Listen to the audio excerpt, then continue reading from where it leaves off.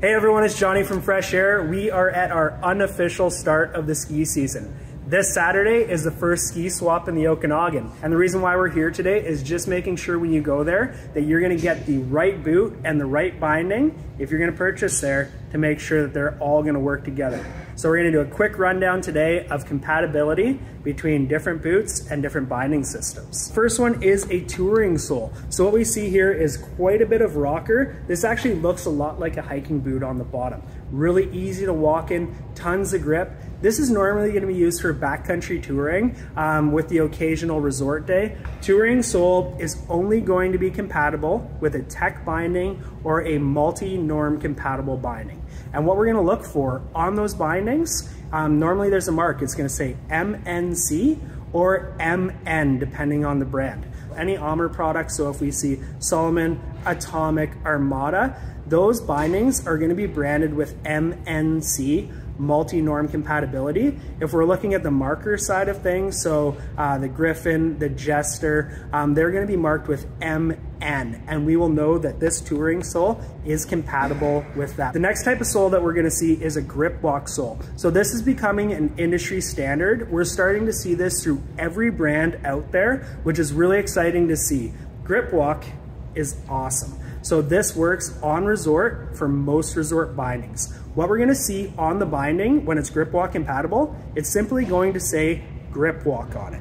Grip walk boots will also work in MN bindings from Marker or MNC bindings from Armor. So that's Salomon, Atomic, or Armada. So that boot, grip walk, will work. Grip walk binding or multi-norm compatible.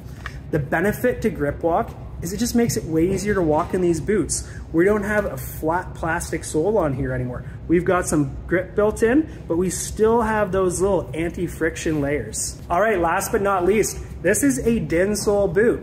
This was the standard for years and years and years. So probably if you go look at most of the ski boots in your house, if you've got a family, there's probably gonna be 2 or 3 DIN sole boots in there. How to tell a DIN sole boot?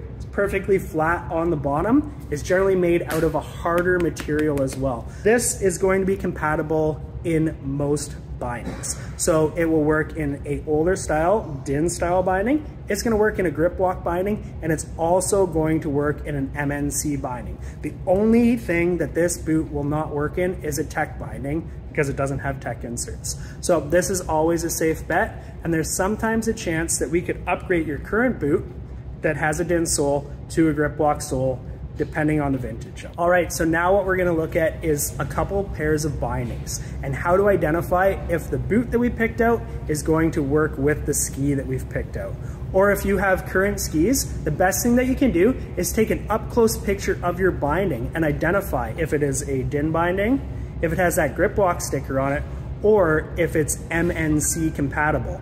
Normally we're gonna see those markings on the bindings, which is gonna make it super easy to make sure that we have the correct product. All right, so this is a traditional DIN binding.